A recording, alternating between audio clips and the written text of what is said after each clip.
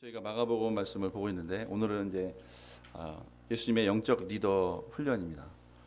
사실은 마가복음 전체는 예수님이 그 제자들을 제자 훈련하시는, 제자 양성하시는 훈련 매뉴얼이라고 봐도 과언이 아닙니다. 그래서 다른 이론이나 다른 설교 내용은 많지 않습니다. 마가복음에는 내용들은 많지 않고 실제적으로 예수님이 어떻게 제자들을 필드 트레이닝 시켰는지, 현장에서 어떻게 훈련을 시켰는지에 대해서 거의 그 훈련 트레이닝 매뉴얼 같은 책이에요, 마가복음이. 다른 부분도 그런 부분이 많지만 특히 이제 오늘 말씀에서는 이제 예수님이 본격적으로 이 12 제자들 어떻게 영적인 리더로 이 시대를 감당할 수 있는 영적인 리더로 세우실 것인가 훈련시키고 계십니다. 우리가 지난주에도 봤지만 헤롯이 그 당시에 왕으로서 정치, 군사 또 모든 재정의 재력을 가지고 이 나라를 통치하고 있었지만 그는 실제로는 동생을 살해하고, 그렇죠? 몰래 암살하고 그 동생의 철을 빼앗고 그런데 악행을 하던 그런 사람이었을 뿐입니다. 이 사람이 이 시대를 감당하고 영혼을 구원하며 이 시대에 하나님 나라가 이루어질 수 있도록 할 수 있는 능력이 하나도 없는 사람이에요.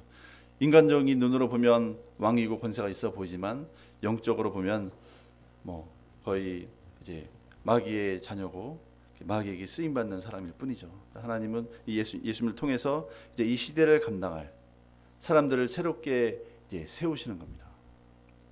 헤롯 사람들의 눈에 볼 때는 별 볼 일 없어 보이지만 하나님의 눈에 볼 때는 이 예수님께 훈련받은 이 12명이 이 시대의 소망인 거죠.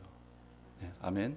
그래서 우리가 세상적으로 볼 때는 이 시대의 대통령이나 트럼프 대통령이나 또 우리나라의 대통령이나 또 이제 여러 돈을 가진 재벌들이나 이런 사람들이 우리나라의 소망인 것 같지만 사실은 우리나라의 소망은 우리 한 사람 한 사람. 이 예수님이 가르친 그대로 그 교훈을 받아들이고 이 말씀대로 우리 삶을 살아가면서 영혼들을 구원하고 하나님 나라 확장하는 우리들이 바로 하나님의 소망입니다. 아멘. 이 시간 말씀을 통해서 우리 한 분 한 분이 예수님이 주신 그 영적 리더 훈련의 의미를 깨닫고 우리 한 사람 한 사람이 이 시대를 감당하는 영적인 리더로 성장할 수 있기를 기도합니다. 네, 아멘. 그래서 첫 번째 예수님이 이제 훌리신 제자들에게 주신 훈련은 바로 영적인 권세에 대한 훈련이었습니다. 영적 권세. 우리 30절 말씀 같이 읽어보겠습니다. 30절 시작. 사도들이 예수께 모여 자기들이 행한 것과 가르친 것을 낱낱이 고하니. 이 앞에 헤롯 이야기가 잠깐 나왔지만 사실은 그 얘기는 직접 그 앞에 12절 13절로 연결되어 있습니다. 12절 13절 말씀 같이 읽어보겠습니다. 시작. 제자들이 나가서 회개하라 전파하고 많은 귀신을 쫓아내며 많은 병자에게 기름을 발라 고치더라. 네. 예수님께서는 이 12 제자들에게 이제 둘씩 전도 여행을 시키시면서 더러운 귀신을 제어하는 권세를 주시고 병을 고칠 수 있는 능력을 주셨습니다. 그래서 제자들이 아직 한 번도 해본 적이 없었지만 믿음으로 나가서 예수님이 시키는 대로 했을 때 회개하라 전파하고 했을 때 먼저 복음을 전한 거죠. 그랬을 때 이제 귀신들이 쫓겨나가고 기름을 발라서 병자들을 고치는 이런 일들이 있었습니다. 제자들 너무 기뻤죠. 그래서 제자들이 돌아와서 이제 예수님께 낱낱이 고했다고 했습니다. 그 12명의 제자들이 각각 자기가 했을 때 어떤 역사가 일어났는지 여기에 대해서 막 이제 고백을 했습니다. 이게 고하고 났을 때 이 31절 같이 보겠습니다. 31절 시작. 이르시되 너희는 따로 한적한 곳에 가서 잠깐 쉬어라 하시니 이는 오고 가는 사람이 많아 음식 먹을 겨를도 없습니다. 이것을 봤을 때 예수님이 아주 기뻐하셨던 것 같아요. 이제 너무 수고를 많이 했으니까 이제 한적한 곳에 와서 좀 쉬어라, 쉼을 가져라 이렇게 말씀하셨습니다. 왜냐하면 이 순간에도 수많은 사람들이 예수님과 그 제자들에게 찾아온 거죠. 그리고 이제 그 전까지는 예수님에게만 찾아온 거예요. 예수님께만 와서 나를 고쳐주세요 이렇게 얘기했는데 제자들도 이제 귀신 쫓고 병 고치는 걸 보고 이제 제자들한테도 이제 달려드는 거죠. 제자들한테도 나 좀 고쳐주세요, 문제 해결해 주세요 이렇게 달려드니까 제자들도 이제 밥 먹을 시간이 없는 거예요. 그래서 예수님이 그냥 이제 아예 배를 타고 한적한 곳으로 가자 이렇게 가신 거죠. 이게 이제 이 비슷한 사건이 이제 누가복음에도 나오잖아요. 누가복음 10장에 보면 거기에 12제자를 전도훈련 시킨 사건도 나오고 그다음에 이제 70인 제자들을 또 전도훈련 시킨 사건이 나와요. 그때 70인 제자들이 기뻐하면서 돌아와서 우리가 주의 이름으로 귀신들 쫓아냈을 때 주의 이름이면 귀신들도 우리에게 항복합니다 이렇게 막 기뻐서 얘기했을 때 예수님도 기뻐하셨습니다. 그래서 내가 사탄이 하늘에서 번개처럼 떨어지는 것을 내가 보아노라 이렇게 기뻐하셨죠. 그리고 내가 너에게 뱀과 정갈을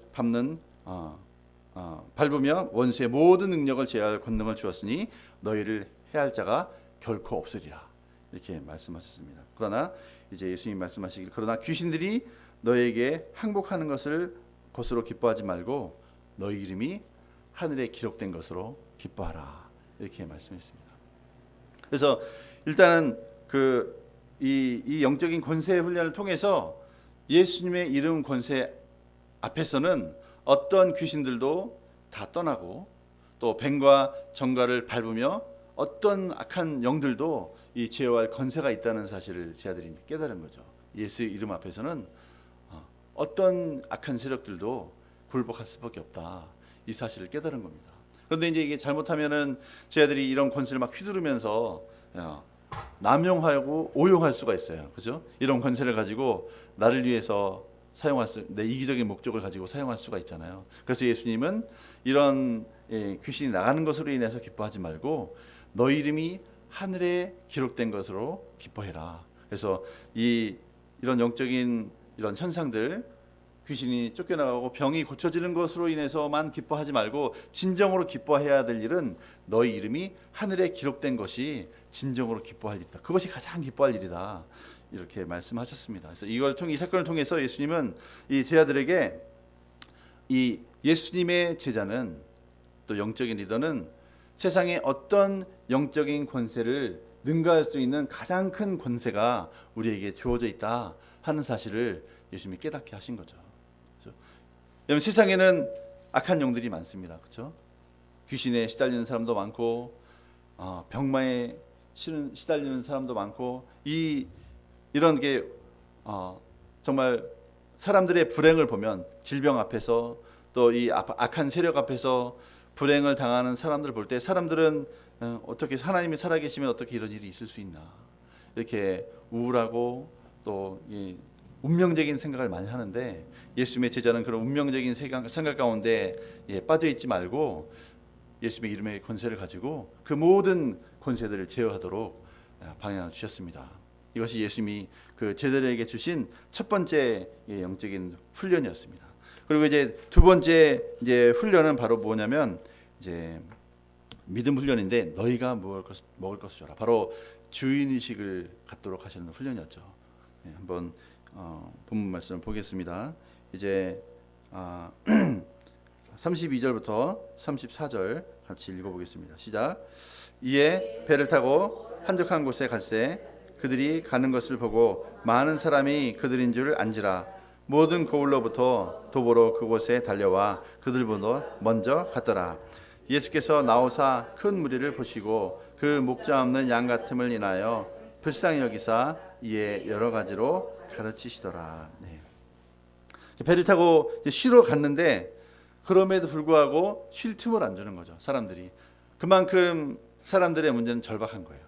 먹고 사는 문제 절박하고 질병으로 인한 고통이 절박하고 귀신으로 인한 고통이 절박한 거예요. 모든 사람들이. 근데 이것이 뭐 BC 2000년 전이나 현재나 똑같죠. 사람들이 가지고 있는 문제는 오늘날 많은 사람들이 가지고 있는 똑같습니다. 질병의 문제, 또 귀신이 주는 악한 우울증이라든지 또 슬픔이라든지 운명의 문제, 이런 문제, 그죠? 이런 문제로 인해서 사람들이 고통을 당하는 거죠. 어려움을 당하는 거죠. 근데 이거를 해결할 능력이 없어요. 사람들이 이제 병원에 가서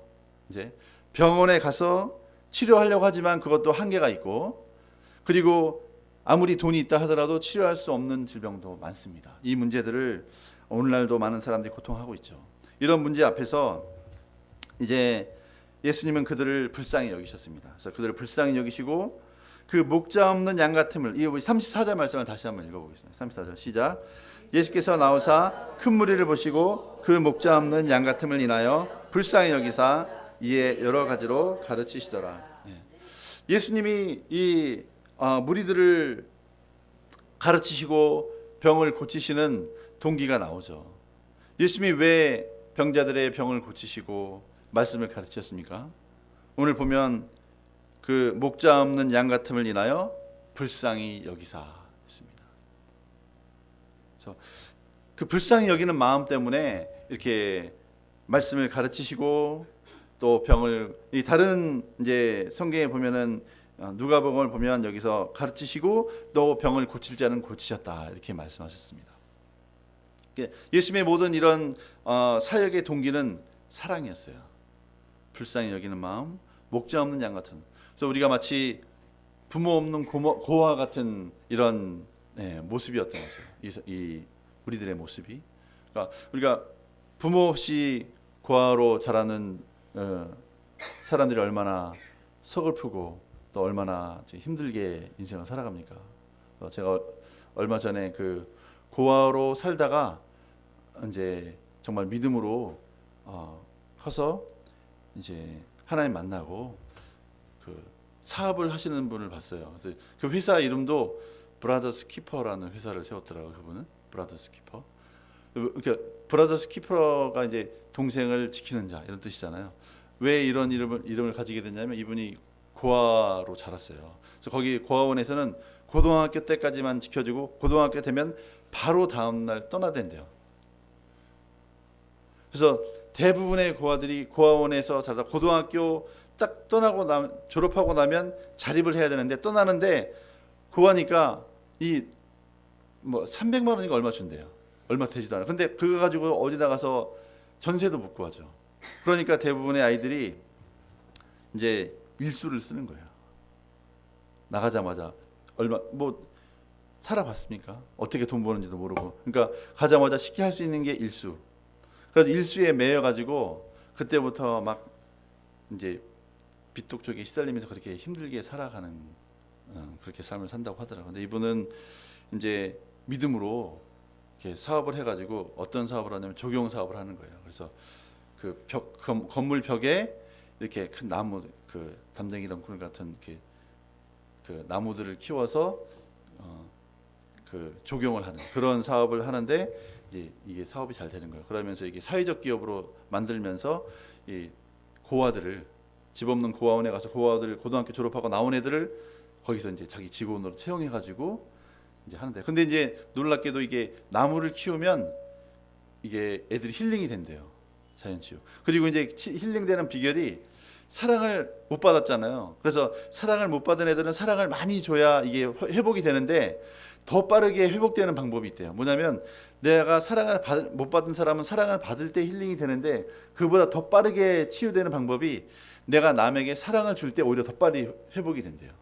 그러니까 사랑 못 받은 사람, 난 사랑이 필요해, 사랑이 필요해, 그래서 사랑 많이 받아야 돼 이렇게 생각하는데 사실은 반대로 내가 사랑을 줄 때 오히려 더 빨리 힐링이 되고 회복이 된다는 거예요. 그래서 이 애들이 그 나무를 돌보면서 사랑을 줄 때 나무가 살아나잖아요. 나무들도 그렇죠? 꽃도 그렇고 관심 없으면 금방 죽고, 그것처럼 애들이 사랑을 주면서 나무를 가꾸고 꽃을 가꾸고 하면서 자연스럽게 애들이 치유가 된다는 거예요.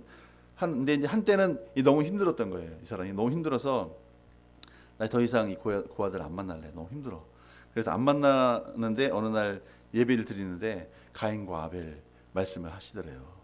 가인과 아벨을 말씀하시는데 가인이 동생을 딱 죽였을 때 하나님이 내 동생 아벨이 어디 있느냐, 그때 가인이 내가 내 동생을 지키는 자니까 이렇게 막 반항하는데 그 모습이 바로 자기 모습이었다는 거야.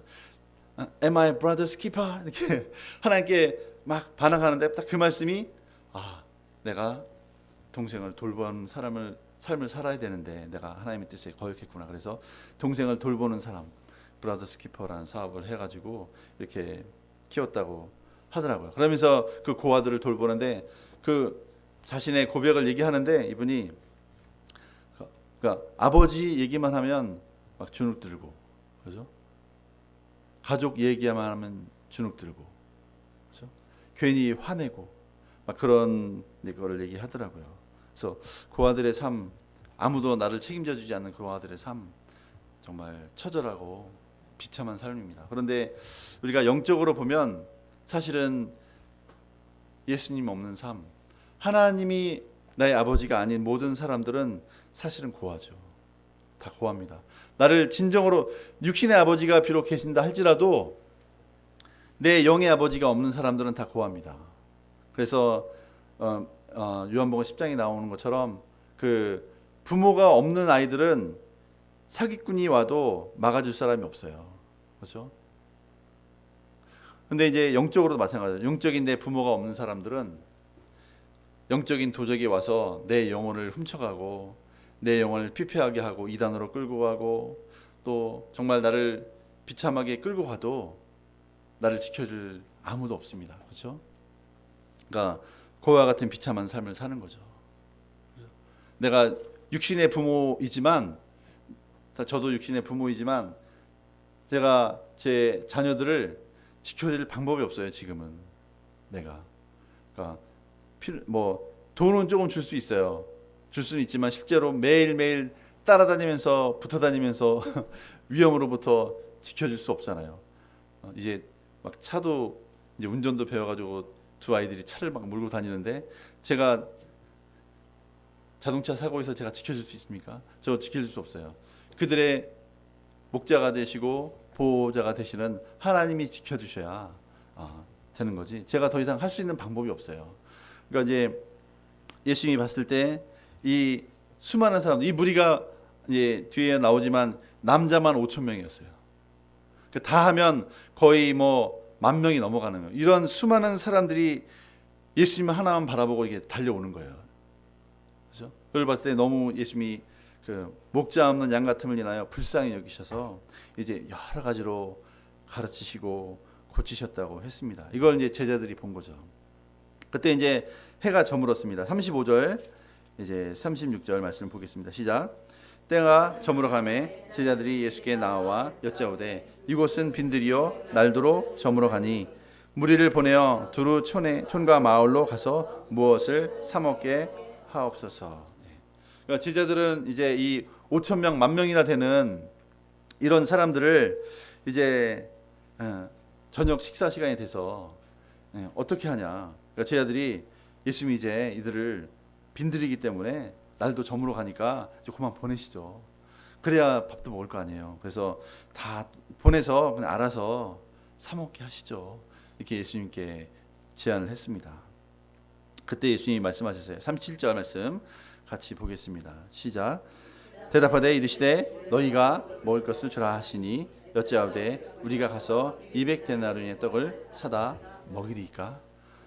예수님이 그런데 이제 너희가 먹을 걸 줘봐라 한번. 이 남자만 해서 장정만, 그렇죠? 여기서 이제 뒤에 보면 남자만 5천이라고 했는데 여기서 어린아이 뺀 거예요. 그러니까 20세 이상 남자들만 해서 이제 좀 정확하게 하면 14세 이상이겠죠. 이제 성인식을 치른 그런 남자만 2,000명, 5,000명인데 이 사람들을 이제 너희가 한번 먹여봐라. 이렇게 예수님이 도전을 하신 거죠. 제자들은 이 5,000명이나 되는 사람, 남자만 5,000명이나 되는 사람들을 먹일 생각은 한 번도 해본 적이 없는 거예요. 이들을 먹일 만한 능력도 없고 돈도 없고 생각도 없는 거예요. 마음도 없는 거죠. 근데 예수님은 도전하신 겁니다. 한번 너희가 한번 줘봐라. 이렇게 도전하셨습니다. 그때 첫 반응이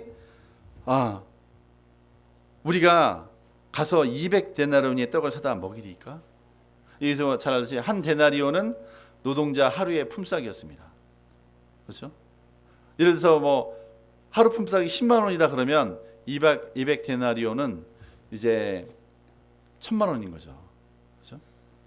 2천만 원인 거죠. 그렇죠? 그런데 이제 여기서 보면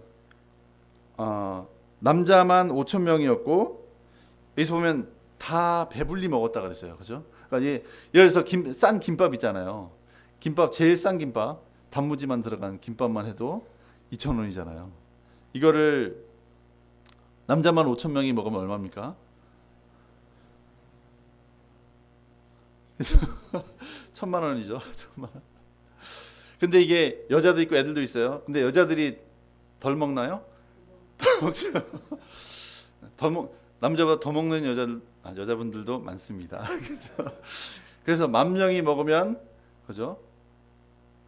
2,000원짜리 먹어도 2천만 원이죠. 그런데 여기서 다 배불리 먹었다 그랬어요. 우리 2,000원짜리 김밥 먹으면 배부릅니까? 배고프죠. 적어도 2개 먹어야죠. 그러면 진짜 4천만 원, 5천만 원이 되는 거예요. 단순하게 계산해도. 근데 당장 어디서 그런데 막상 4천만 원 있다고 김밥이 하늘에서 뚝 떨어지나요? 안 되잖아요. 그렇죠? 그러니까 이제 하늘에서 뚝 떨어질 수도 없고 이 순간에 이 5천 명, 10,000명의 사람들을 한 번에 먹을 돈이 있다고 해서도 먹일 수도 없고 그렇다고 돈도 없고 그런데 예수님은 너희가 한번 줘봐라. 너희가 한번 먹여봐라. 이렇게 말씀하신 거죠. 우리 요한복음 6장에 보면 거기서 예수님이 아예 시험을 하셨어요. 빌립한테 내가 어디서 이 떡을 사서 이 사람들을 먹일 수 있는가 이렇게 물어보셨어요. 근데 그때 그 요한복음 6장에서는 이런 예수께서 어떻게 하실 줄 알고 빌립을 시험코자 하심이었더라 이렇게 했어요. 그러니까 예수님은 이 제자들을 한번 어떻게 하나 보자 한번 보시는 거예요. 이런 상황 앞에서 어떻게 하나 보자. 5천 명 한번 남자만 5천 명 한번 먹여봐라 이렇게 말씀하신 거죠. 그때 이제 우린 돈이 없습니다. 제자들의 반응은 우린 돈이 없습니다. 먹일 돈이 없습니다. 이렇게 반응한 겁니다. 그때 예수님이 말씀하셨습니다. 38절 말씀 같이 보겠습니다. 시작. 이르시되 너희에게 떡 몇 개나 있는지 가서 보라 하시니 알아보고 이르되 떡 5개와 물고기 2마리가 있더이다 하거늘. 예수님은 이제 너희가 먹을 것을 줘봐라 이렇게 말씀하시고 나서 돈 없는 거 생각하지 말고 한번 있는 걸 찾아봐라. 있는 게 뭐냐 이렇게 찾아보도록 하신 거죠. 그리고 이제 너에게 떡 몇 개나 있는지 가서 보라 하시니 알아보고 이르되 떡 5개와 물고기 2마리가 있더이다. 여기서 물고기는 우리가 이게 큰 참치가 아니에요. 그렇죠? 큰 참치가 아니라 손바닥마다 이 조그만 물고기입니다. 조그만 물고기. 이 떡 5개하고 빵 조그만 빵 5조각하고 이 물고기 구운 물고기 말린 물고기 2마리가 있는데 이 다른 성경에 보면 이제 안드레가 이걸 구해 온 거잖아요. 안드레가 딱 안드레도 믿음으로 구해 오면서 한 말이 이게 얼마나 되겠습니까? 이게 사람은 남자만 5천 명인데 조그만 빵 5조각에 이게 뭐였냐면 어린아이의 도시락이었잖아요. 그죠? 어린아이가 엄마가 싸준 도시락을 뺏어온 거잖아요. 예수님께 뺏어왔습니다. 근데 이게 얼마나 되겠습니까? 이렇게 했을 때 예수님이 또 말씀하시죠. 39절 40절 말씀 보겠습니다. 시작. 제자들에게 명하사 그 모든 사람에게 때를 지어 푸른 잔디 위에 앉게 하시니 때로 100명씩 또는 50명씩 앉은지라. 네. 그리고 나서 예수님이 제자들에게 명령하셨어요. 50명씩 100명씩 이제 모여서 앉게 해라. 5천 명이니까 남자만 5천 명이잖아요. 그러니까 50명씩 앉는다 그래도 무리가 몇이에요? 100개죠. 50명씩 남자만 해서 50명씩 앉으라도 100개의 무리가 있어야 돼요. 그걸 이제 해야 되는 거죠. 여자까지 다 하면 200개. 거의 200개의 이제 그룹을 이제 제자들이 가서 만들어야 되는 거예요. 그 일을 하는 거죠. 그런데 이렇게 하려면 왜 이렇게 50명씩 100명씩 앉게 하는 거죠? 예수님이 뭔가 먹을 걸 준다는 믿음을 가지고 해야 되는 거죠. 그죠? 믿음으로 이 일을 하는 거죠. 이 훈련을 통해서 이제 예수님은 믿음으로 예수님이 일하실 수 있는 환경을 만드는 훈련을 하시는 거잖아요. 믿음으로. 주인의식을 가지고. 그래서 이제 41절, 42절, 33절을 같이 읽어보겠습니다. 시작. 예수께서 떡 5개와 물고기 2마리를 가지사 하늘을 우러러 축사하시고 떡을 떼어 제자들에게 주어 사람들에게 나누어 주게 하시고 또 물고기 2마리도 모든 사람에게 나누심에 다 배불리 먹고 남은 떡 조각과 물고기를 12바구니에 차게 거두었으며 떡을 먹은 남자는 5,000명이었더라. 이때 예수님은 이 떡 5개와 물고기 2마리를 가지고 하늘을 우러러 축사하셨습니다. 그리고 떡을 떼어서 주기 시작하셨는데 끝없이 나오는 거죠. 끝없이 계속 끝없이 나왔습니다. 그래서 남자만 5,000명인 사람들이 다 배불리 먹고 12강줄이나 남도록 이 역사가 일어난 거죠. 그래서 이걸 통해서 예수님은 제자들이 주인의식을 가지고 이제 이 무리를 먹일 사람들은 예수님이 아니라 이제부터는 내가 먹여야 된다 하는 주인의식을 갖도록 하신 거죠. 내가 먹어야 된다. 그런데 이제 제자들은 이제 뛰어넘어야 할 이제 산이 있는 거죠. 왜냐하면 제자들은 나는 돈이 없어요. 나는 믿음도 없어요. 난 실력도 없어요. 이렇게 이제 변명하는 거죠. 그러니까 제자들의 마음 가운데는 내가 할 수 없는 이유들이 많은 거예요. 나는 시간도 없어요. 난 돈도 없어요. 영적인 실력도 없어요. 나는 먹일 수가 없어요. 그런데 예수님은 그럼에도 불구하고 너에게 있는 것이 뭔지 한번 찾아봐라 이렇게 말씀하셨죠. 그래서 찾아낸 것이 오병이어를 찾아낸 거예요. 그래서 예수님은 믿음으로 나에게 있는 오병이어가 뭔지 찾도록 훈련하신 겁니다. 그래서 내게 있는 것을 가지고 예수님께 내어놓으면 예수님이 먹일 수 있다는 사실을 이제 이거 발견하도록 하신 거죠. 그죠? 그래서 우리가 이제 우리 자신도 우리 이제 보면 우리가 뭔가 할 수 없다는 생각이 가득 차 있습니다. 그렇죠? 그렇죠? 우리가 이 예수님이 시키시는 일, 하나님의 일을 내가 할 수 있다 하는 생각보다는 나는 할 수 없어. 이런 생각이 가득 차 있어요. 그죠? 왜 할 수 없다고 생각하죠? 우리 하원자매님 할 수 있습니까? 할 수 없습니까? 할 수 있어요? 네. 아멘. 할 수 있습니다. 뭐 갖고 있어요? 뭐 갖고 있는 게 뭐예요? 돈이 있어요?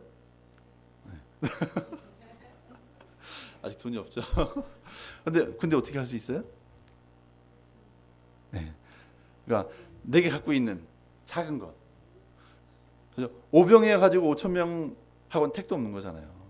아무것도 할 수 없는 정말 미약해 보이지만 이 작은 오병이어를 내가 찾아서 주님께 드리면 주님이 이 오병이어를 축사하시는 거죠.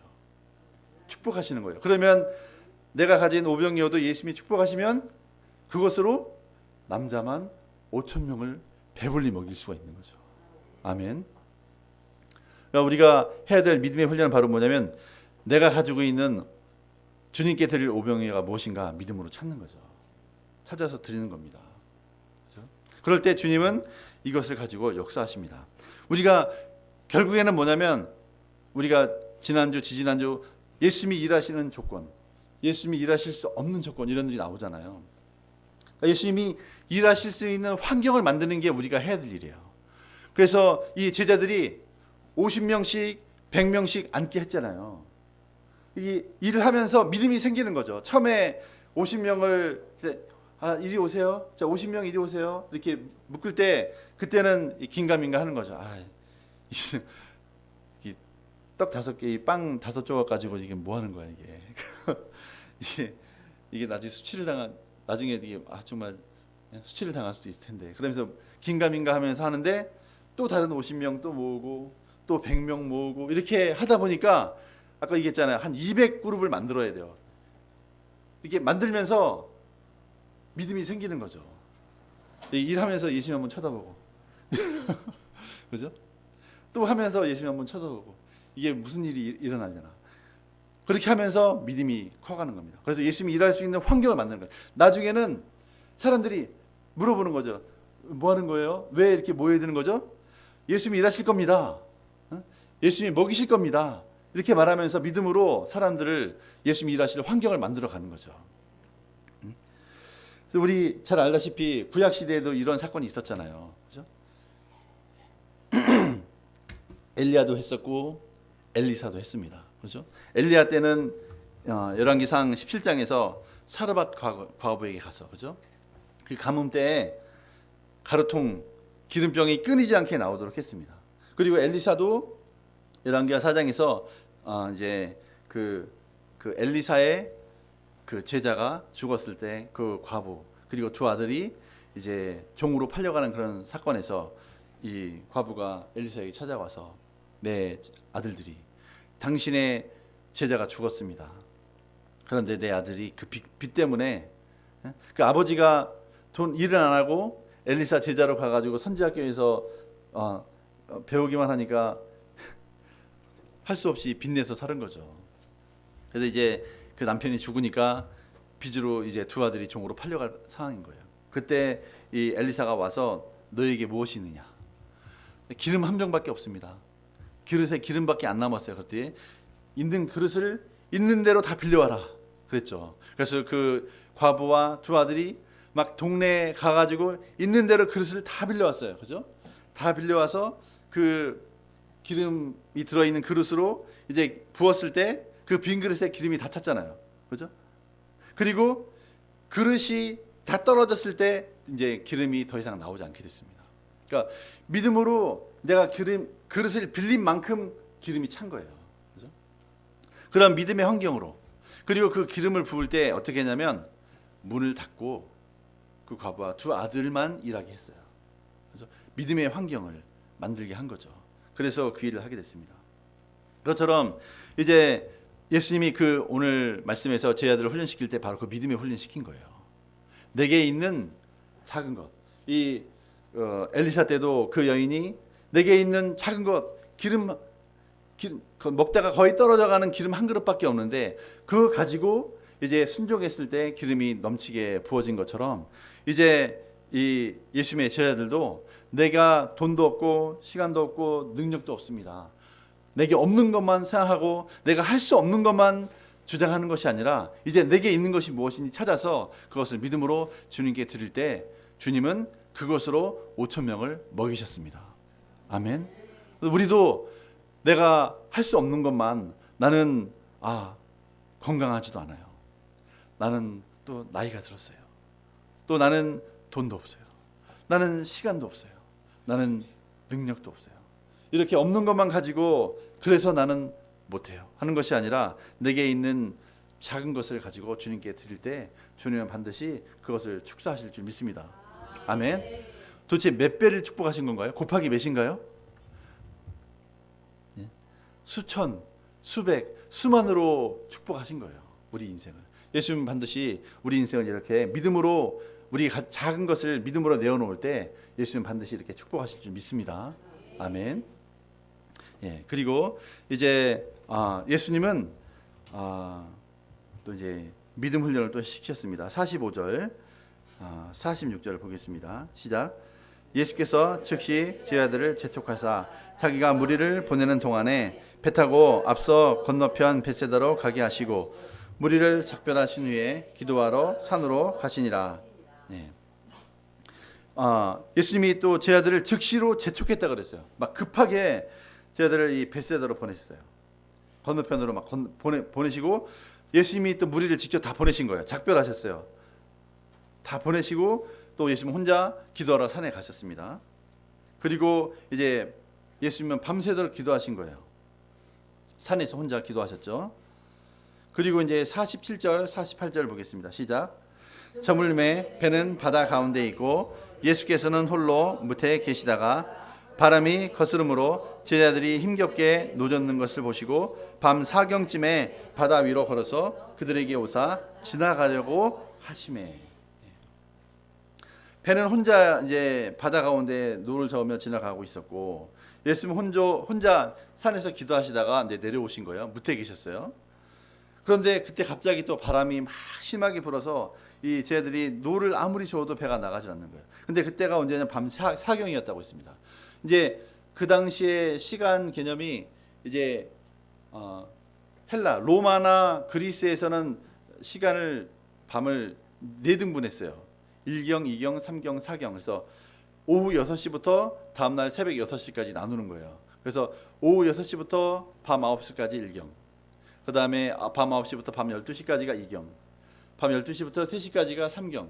4경은 새벽 3시부터 새벽 6시 사이가 4경이에요. 그러니까 얼마나 완전히 칠흑 같은 어두운 때였죠. 그런데 이제 히브리 문화에서는 3경으로 나눠요. 그러니까 4경은 오후 6시부터 새벽 6시까지를 이제 3시간씩 나누는 거죠. 그런데 히브리에서는 이제 4시간씩 나눠서 3경으로 나눠요. 그래서 이제 마태복음은 이제 그 히브리 기준으로 썼고 마가복음, 누가복음은 이제 그 헬라 기준으로 썼습니다. 그래서 마태복음은 3경이 깊은 때예요. 밤 깊은 때. 근데 여기서는 4경이 새벽 3시부터 새벽 6시까지 3경입니다. 그때 진짜 가장 이제 피곤하고 힘들 때죠. 그때 노를 젓고 있는데 예수님이 오셨어요. 그런데 보면은 48절 말씀을 같이 한번 다시 읽어보겠습니다. 48절 시작. 바람이 거스름으로 제자들이 힘겹게 노젓는 것을 보시고 밤 4경쯤에 바다 위로 걸어서 그들에게 오사 지나가려고 하시매. 이 맨 마지막에 보면 뭐라 그랬어요? 예수님이 그들에게 오사 어떻게 하신다 그랬어요? 네.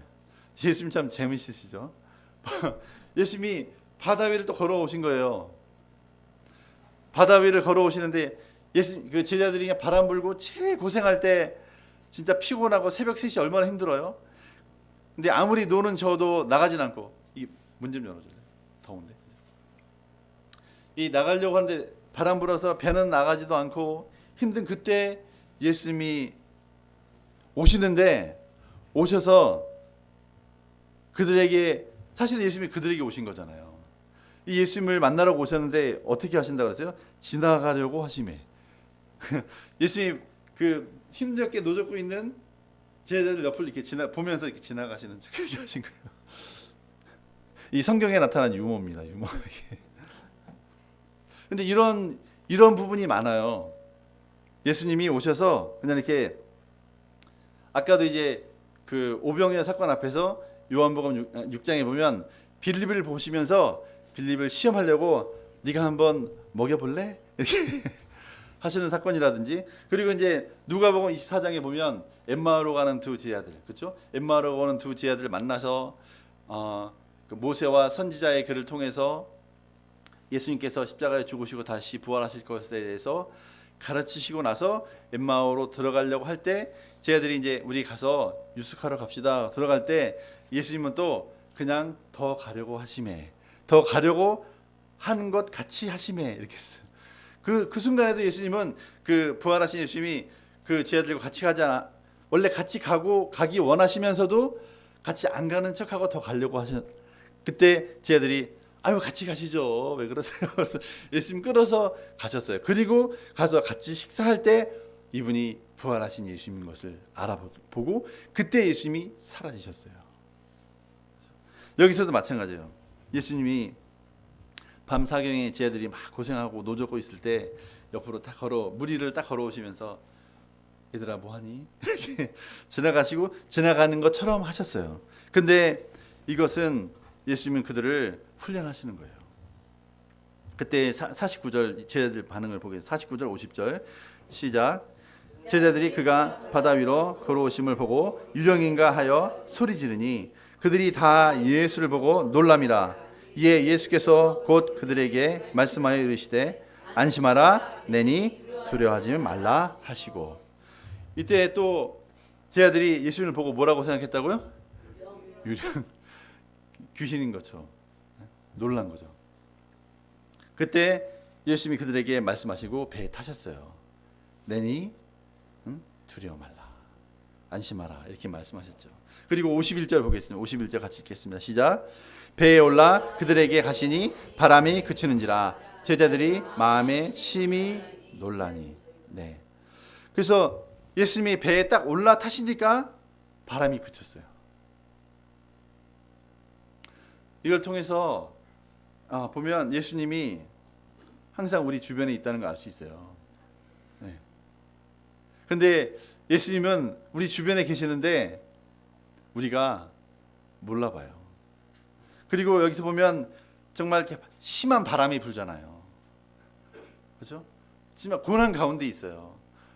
이 제자들은 생각할 때 와 이렇게 힘드냐, 바람은 왜 이렇게 세냐, 거기다가 왜 또 갑자기 귀신이 나타났냐, 이렇게 막 힘들고 놀랍고 미치고 환장하는 환경이 생긴 거죠. 그럼에도 불구하고 거기 누가 계신 거예요? 예수님이 계십니다. 그리고 예수님은 그때 말씀하시는 거예요. 안심하라. 내니 두려워 말라. 그래서 우리가 우리 환경만 바라보면 속된 말로 미치고 팔짝 뛰는 그런 환경들이 우리가 그 가운데 살고 있는 거죠. 진짜 미치겠네. 내 인생 왜 이렇게 힘드냐. 이렇게 힘들고 어렵고 하나님은 왜 나를 안 도와주시지? 그런 환경인 것 같은데 거기 누가 계세요? 지금 바로 옆에 예수님은 계세요. 여기 본문에 나오죠. 예수님은 그냥 지나가려고 하시매. 예수님 우리랑 아무 상관없이 그냥 지나가는 척 하시지만 사실은 예수님은 우리를 도와주기 원하십니다. 예수님은 우리와 함께하고 계십니다. 예수님은 지금도 우리가 힘들고 어렵고 외롭고 고통스러운 환경 가운데 있는 것 같지만 예수님은 지금도 우리가 그 예수님을 바라보고 예수님을 초청하면 예수님은 우리의 그 배에 올라타십니다. 그리고 예수님은 안심하라. 내니 두려워 말라. 이렇게 말씀하십니다. 예수님을 초청하시기를 축원합니다. 아멘. 그때 52절 보겠습니다. 52절 시작. 이는 그들이 그 떡 대시던 일을 깨닫지 못하고 도리어 그 마음이 둔하여 졌음이라. 이게 그렇잖아요. 진짜 바람은 심하게 불어오지, 아무리 노는 저어도 배는 앞으로 나가지 않지. 이 새벽 3시까지 지금 새벽 3시부터 6시 사이인데 밤새도록 노을 저은 거예요. 근데 바람이 너무 심하게 불어서 배가 하나도 안 나간 거예요. 죽으라고 일했는데 결과는 하나도 없는 거죠. 그런 상황이고 거기다가 막 유령처럼 예수님이 나타나셨지.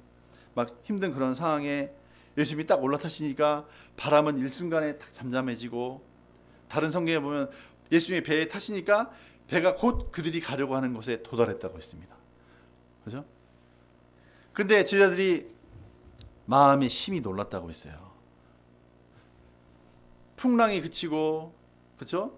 모든 일이 순탄해질 때 제자들이 하고 놀랐어요. 그런데 이 놀란 게 정상이 아니라 비정상이라고 말씀하시는 거죠. 52절 말씀 다시 한번 읽어보겠습니다. 시작.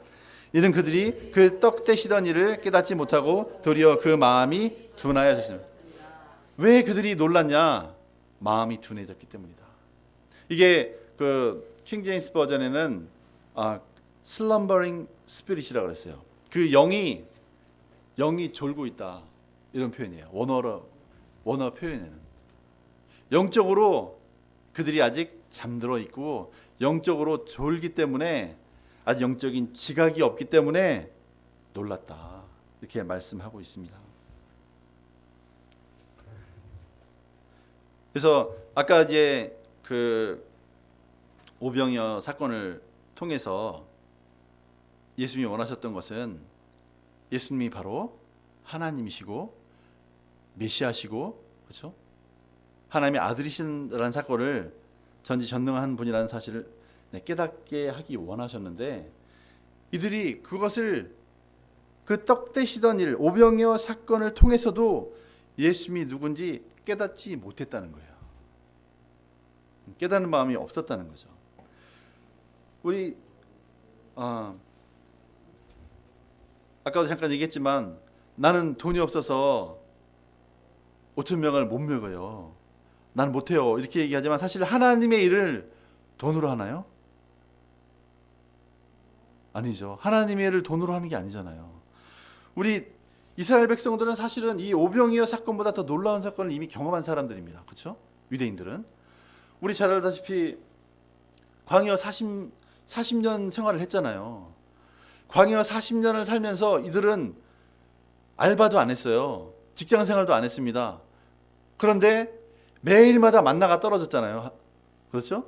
그 돈으로 치면 얼마입니까? 40년을 매일 먹을 게 아침, 점심, 저녁 먹을 돈, 그 만나가 매일 떨어졌어요. 돈으로 치면 얼마죠? 계산이 안 되죠. 천문학적인 돈입니다. 그죠? 거기다가 만나만 떨어졌습니까? 돈 한 푼 안 났는데 메추라기까지 날라왔어요. 그래서 진 사면에 거의 1m 높이로 진 이스라엘 진 사면을 삥 둘러서 쌓였다 그랬습니다. 그 고깃값을 돈으로 따지면 얼마입니까? 돈 한 푼 냈습니까? 돈 한 푼 안 냈죠. 그죠? 거기다가 옷은 40년을 살았는데 옷은 하나도 떨어지지 않았다 그랬어요. 그 옷값을 따지면 얼마죠?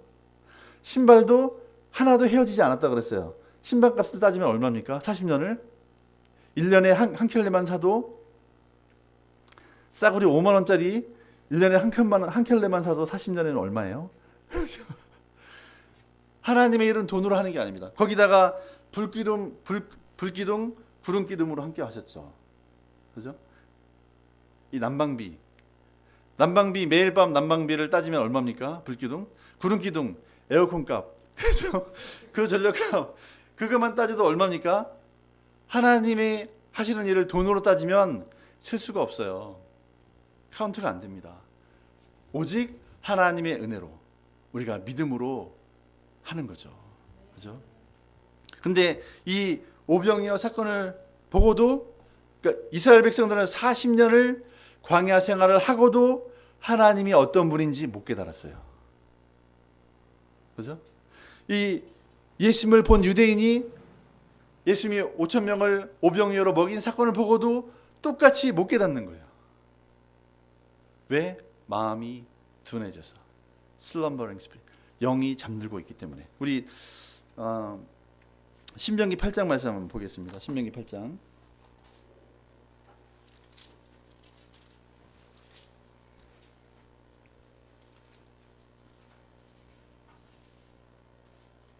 신명기 8장 1절부터 10절인데 이게 이제 이스라엘 백성이 가나안 땅 축복의 땅에 약속의 땅에 들어가기 전에 마지막으로 모세를 통해서 반복해서 주신 너희들이 계속해서 약속의 땅에서 저주받지 않고 하나님의 축복을 계속 유지할 수 있는 비결이 무엇인지 알려주겠다 해서 알려준 말씀이 이 신명기 말씀인데 그 중에 핵심이 8장 말씀, 6장과 8장 말씀이에요.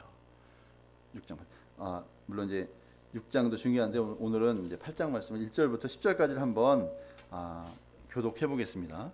내가 오늘 명하는 모든 명령을 너희는 지켜 행하라. 그리하면 너희가 살고 번성하고 여호와께서 너희의 조상들에게 맹세하신 땅에 돌아가서 그것을 차지하리라. 내 하나님 여호와께서 이 40년 동안에 내게 고난을 겪게 하신 것을 기억하라. 이는 너를 낮추시며 너를 시험하사 내 마음이 어떠한지 그 명령을 지키는지 지키지 않는지 알게 하시리라. 너를 낮추시며 너를 줄이게 하시며 또 너도 알지 못하며 네 조상들도 알지 못하던 만나를 먹게 하신 것은 사람이 떡으로만 사는 것이 아니요 여호와 입으로 나오는 모든 말씀으로 사는 줄을 내가 알게 하려 하심이니라. 이 40년 동안에 내 의복이 헤어지지 아니하였고 내 발목도 트지 아니하였느니라. 너는 사람이 그 아들을 징계함 같이 내 하나님 여호와께서 너를 징계하시는 줄 마음에 생각하고 내 하나님 여호와의 명령을 지켜 그의 길을 따르며 그를 경외할지니라. 내 하나님 여호와께서 너를 아름다운 땅에 이르게 하시나니 그곳은 골짜기든지 산지든지 시내와 분천과 샘이 흐르고 밀과 우리의 소산지요 포도와 무화과와 석류와 감람나무와 꿀의 소산지라. 내가 먹을 것이 모자람이 없고 내게 아무 부족함이 없는 땅이며 그 땅의 돌은 철이요 산에서는 동을 캘 것이라. 내가 먹어서 배부르고 내 하나님 여호와께서 그를 내게 주심으로 말미암아 그를 찬송하리라. 아멘. 이게 핵심이 3절 말씀 같이 한번 읽어보겠습니다. 시작. 너를 낮추시며 너를 줄이게 하시며 또 너도 알지 못하며 네 조상들도 알지 못하던 만나를 내게 먹이신 것은 사람이 떡으로만 사는 것이 아니요 여호와의 입으로 나오는 모든 말씀으로 사는 줄을 내가 알게 하려 하심이라. 예. 하나님 이렇게 광야 40년 생활을 통해서 만나를 먹이시고 내가 알지 못하던 만나를 먹고 메추라기를 먹게 하시고 또 발이 부르지도 않고 의복이 하지 않고 이렇게 지키시고 보호하신 이 광야 40년의 훈련의 목적이 뭐였냐? 사람이 떡으로, 오늘날로 말하면 돈으로, 사람이 돈으로 사는 존재가 아니라 여호와의 입에서 나오는 모든 말씀으로 사는 존재라는 것을 너희가 알게 하려고 이 훈련을 한 거다. 이렇게 말씀하신 거죠. 근데 이스라엘 백성이 이걸 못 깨달은 거예요. 이게 신명기 말씀 한번 보기. 신명기 25장 29장 말씀 보겠습니다.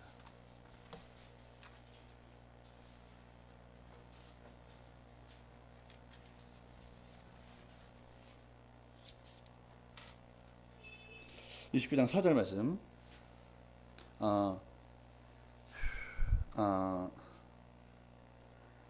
2절부터 4절 읽겠습니다. 29장 2절부터 4절 시작. 모세가 온 이스라엘을 소집하고 그들에게 이르되 여호와께서 애굽 땅에서 너희의 목전에 바로와 그의 모든 신하와 그의 온 땅에 행하신 모든 일을 너희가 보았나니 곧 그 큰 시험과 이적과 큰 기사를 내 눈으로 보았느니라. 그러나 깨닫는 마음과 보는 눈과 듣는 귀는 오늘날까지 여호와께서 너희에게 주지 아니하셨느니라. 예.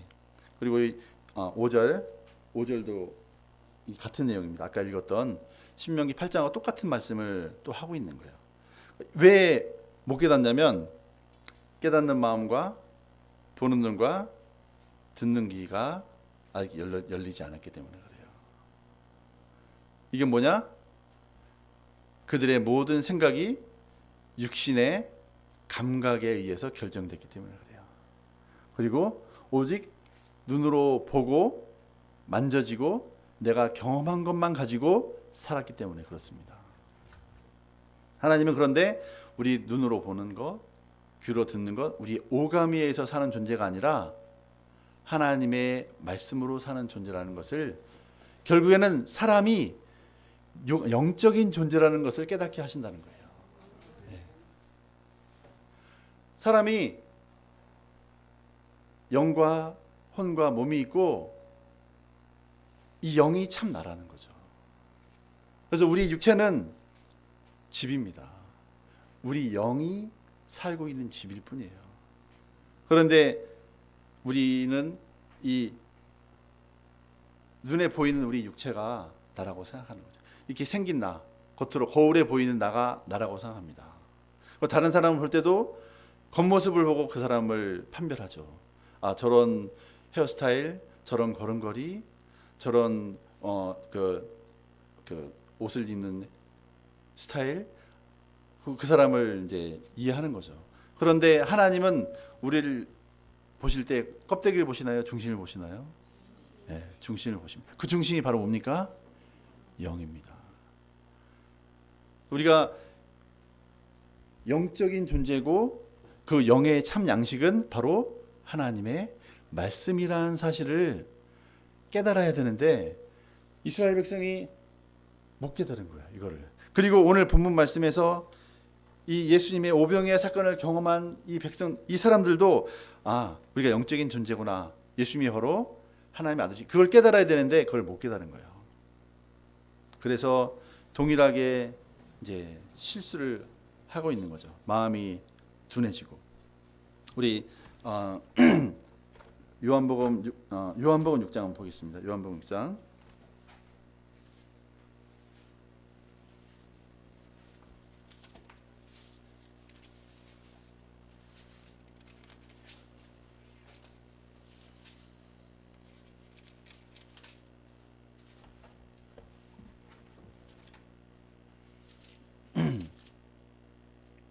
요한 6장 35절 33절부터 35절 읽겠습니다. 시작. 하나님의 떡은 하늘에서 내려 세상에 생명을 주는 것이니라. 그들이 이르되 주여 이 떡을 항상 우리에게 주소서. 예수께서 이르시되 나는 생명의 떡이니 내게 오는 자는 결코 줄이지 아니할 터이요 나를 믿는 자는 영원히 목마르지 아니하리라. 이 오병이어 사건의 핵심도 바로 뭐예요? 예수님이 생명의 떡이다. 이것을 가르치려고 하시는 겁니다. 그리고 51절 같이 다시 한번 51절을 보겠습니다. 51절 시작. 나는 하늘에서 내려온 살아있는 떡이니 사람이 이 떡을 먹으면 영생하리라. 내가 줄 떡은 곧 세상의 생명을 위한 내 살이니라.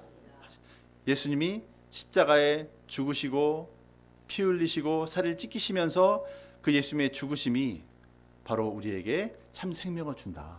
이 말씀을 한 거죠. 그리고 63절 같이 읽겠습니다. 시작. 살리는 것은 영이니 육은 무익하니라. 내가 너희에게 이른 말은 영이요 생명이라. 바로 예수님의 말씀이 우리에게 참 생명을 주는 것이고 육은 무익하다 말씀하고 있습니다. 그래서 우리가 이런 마음이 둔하여질 때 우리가 영적인 존재라는 걸 깨닫지 못하는 거예요. 졸고 있을 때. 그래서 우리가 이 사실을 깨닫고 이제 더 이상 우리가 영적인 존재고 우리가 영으로 하나님 말씀으로 사는 존재라는 사실을 이제 깨달아야 됩니다. 아멘. 그것이 예수님의 영적 리더의 훈련의 핵심인 거죠. 그리고 이제 본문으로 다시 돌아와서 53절부터 56절 마지막으로 같이 읽겠습니다. 시작. 건너가 게네사렛 땅에 이르러 대고 배에서 내리니 사람들이 곧 예수신 줄 알고 그 온 지방으로 달려 돌아다니며 예수께서 어디 계신다는 말을 듣는 대로 병든 자를 침상채로 메고 나오니 아무데나 예수께서 들어가시는 지방이나 도시나 마을에서 병자를 시장에 두고 예수께 그의 옷 가에라도 손을 대게 하시기를 간구하니 손을 대는 자는 다 성함을 얻으니라. 네. 그래서 예수님께서 이제 이 게네사렛 땅에 가셨을 때 그때 이제 온 지방 사람들 다 불러 모은 거예요. 막 무조건 다 어마어마한 일이 일어난 거죠.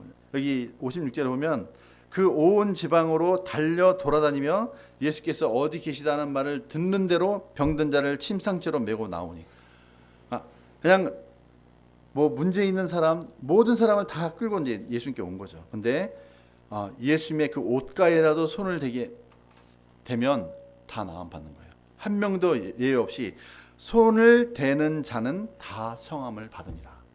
아멘. 우리가 믿음으로 그 예수님께 나아가면 무슨 병에 걸렸든지 다 나음을 받는다고 말씀하고 있습니다. 아멘. 그리고 예수님이 우리 배에 타시면 우리 인생의 배에 예수님이 타시면 바람도 금방 잠잠해집니다. 아멘. 귀신인 줄 알고 이게 웬 난리야 하면서 막 바람 불고 내 인생은 왜 이렇게 힘들어? 왜 이렇게 되는 일이 없어? 여기 보면 밤 사경까지 새벽 3시부터 6시까지 아무리 노를 저어도 배는 나아가지 않고 밤새도록 노전 거예요. 밤새도록.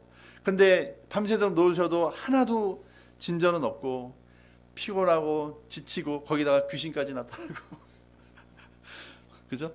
그런 상황인데 예수님은 오셔서 안심하라.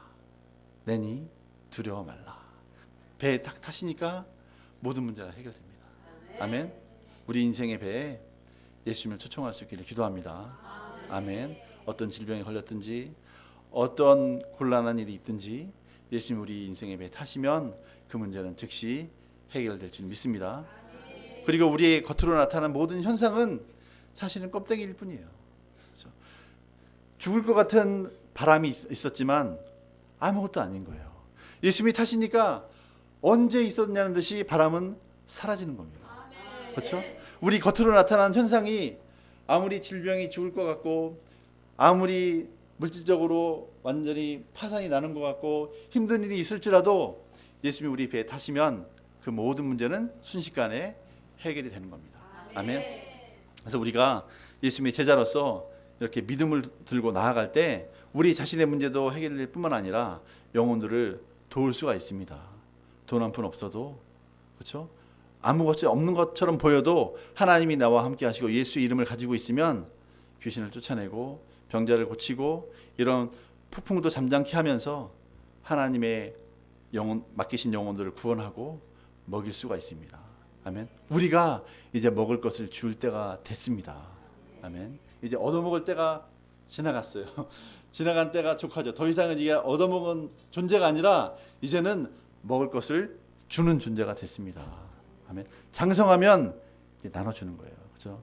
먹이고. 그래서 우리가 예수님의 영적인 훈련. 사실 우리 인생은 결국에는 우리가 눈이 열려지면 이것이 우리를 예수님의 제자로 영적인 리더로 훈련하시는 훈련으로 깨달아지는 거죠. 그래서 영혼들을 도울 수 있는 사람들로 성장하게 됩니다. 저와 여러분이 영적인 리더로 성장해서 이 시대를 먹이는 예수님의 제자로 쓰임받기를 주의 이름으로 축원합니다.